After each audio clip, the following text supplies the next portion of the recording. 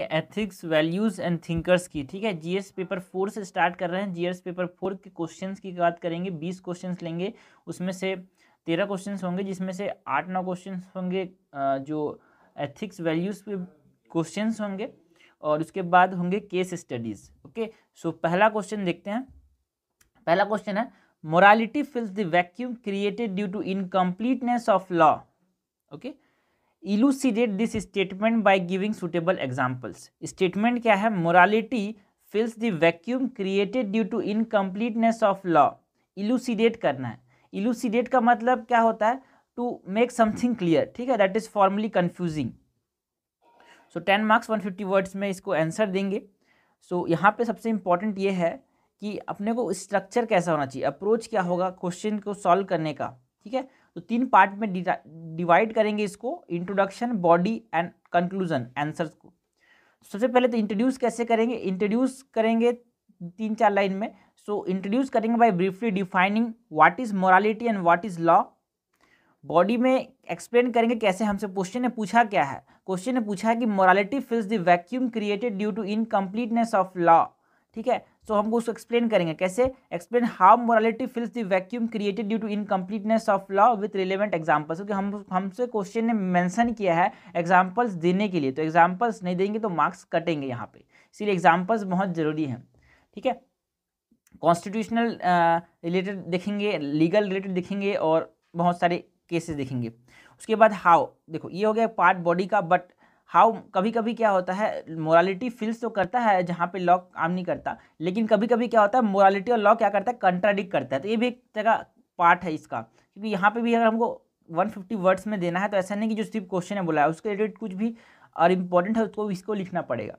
So how law and moral values contradict sometime, ये भी mention करेंगे। कभी कभी ऐसे केसेस हैं जैसे कि सती हो गया, चाइल्ड मैरिज हो गया, वो सब बात करेंगे। उसके बाद कंक्लूजन, ठीक है, कंक्लूड करेंगे by giving importance of both law and moral values और वे फॉरवर्ड, कि करना क्या चाहिए। ओके, सो मोरल वैल्यूज को बढ़ाने के लिए है ना, वो देखेंगे।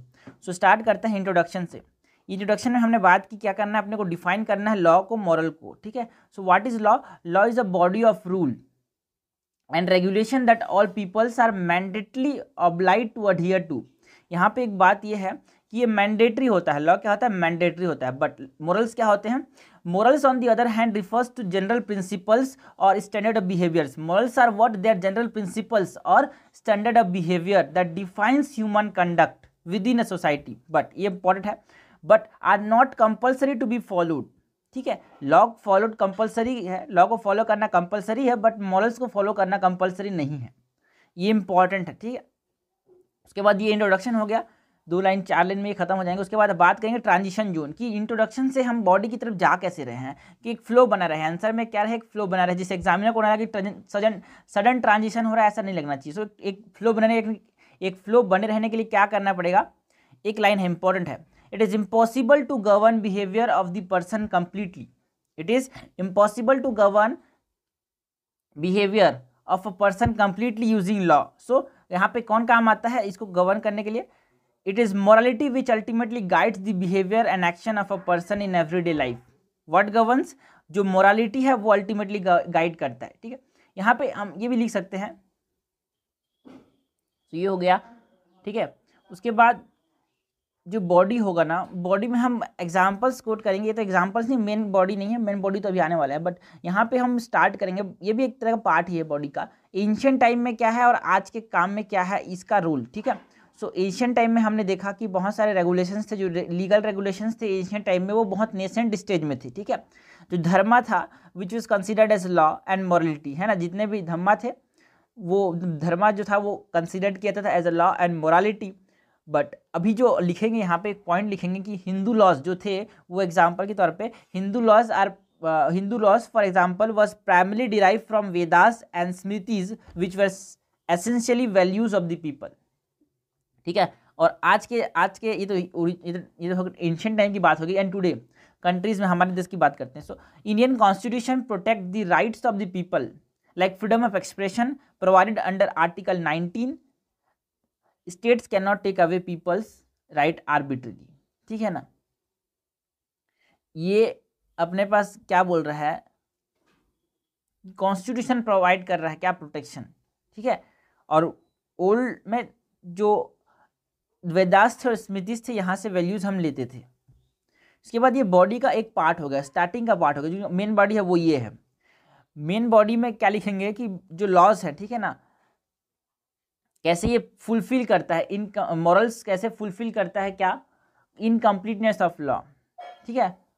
लेकिन सम टाइम ये अनएम्बिगुअस होता है, इनकम्प्लीट भी होते हैं, वो भी देखेंगे कैसे। पहला एग्जाम्पल जो यहाँ पे हम लिखेंगे, हमको बोला ना एग्जाम्पल्स से समझाना है, ठीक है। सो एग्जाम्पल्स भी यहाँ पे हैं। The constitution does not define, क्योंकि एग्जाम्पल से समझाना है तो हमको एग्जाम्पल से समझाना है कि कैसे मोरालिटी फिल करता है the vacuum created due to incompleteness of law, ठीक है। तो पहला एग्जाम्पल है, the constitution does not define and prohibit hate speech under freedom of expression, hence morality plays an important role in filling this incompleteness of law, ठीक है। Constitution ने ये नहीं बताया कि कैसे प्रोहिबिट किया जाए और डिफाइन नहीं किया हेट स्पीच क्या होता है, बट इसको मोरालिटी बताता है कि क्या है हेट स्पीच। तो ये एग्जाम्पल नंबर 1 हो गया। दूसरा नंबर का एग्जाम्पल है, if we considered law regarding marital rape in India there are no personal law which prohibit और punishes marital rape, but the marital rape is morally wrong as it hurts the dignity and self respect of a women. तो ये morality कैसे law को क्या करता है, incompleteness है जो लॉ का, यहाँ पे लॉ नहीं है लेकिन जो मॉरल वैल्यू है उसको कैसे वो कंप्लीट कर रही है, हमको बता रहा है ये एग्जाम्पल।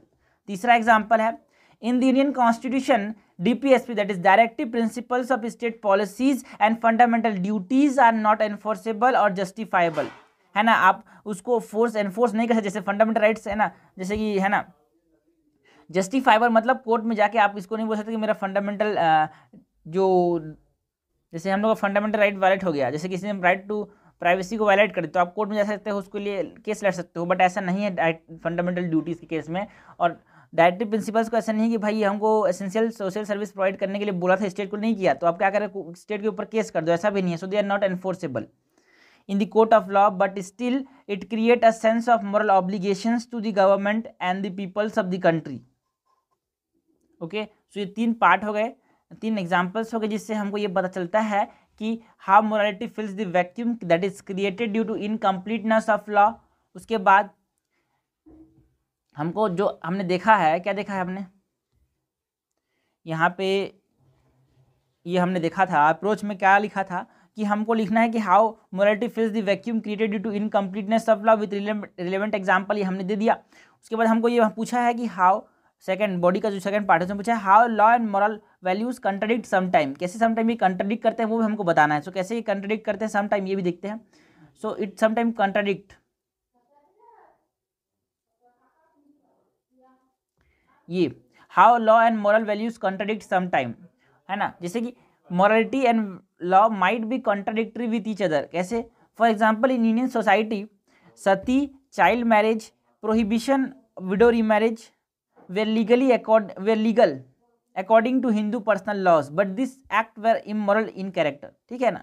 कैसे कभी कभी दोनों है ना, sati, child marriage, prohibition of widow marriage, ये सब क्या है, इमोरल हैं, बट फिर भी ये लीगल हैं हिंदू लॉज के अकॉर्डिंग। सो ये इसीलिए यहाँ पे समटाइम ये कंट्राडिक्ट करते हैं। तो हमको वे फॉरवर्ड क्या है, कंक्लूड कैसे करेंगे इसको। सो moral values of the person are ultimate guide to his action, ठीक है ना। मॉरल वैल्यूज जो होते हैं वो अल्टीमेट गाइड होते हैं, तो मॉरल वैल्यूज को कैसे इनकलकेट किया जाए। So moral values can be inculcated through value education and through family institution etcetera. तो यहाँ पे एक वे फॉरवर्ड हो गया कि कैसे पॉजिटिव तरीके से हमने उसको मॉरल वैल्यूज इंपॉर्टेंट होते हैं और उसको कैसे प्रमोट किया जाए, ये हमने बात कर ली।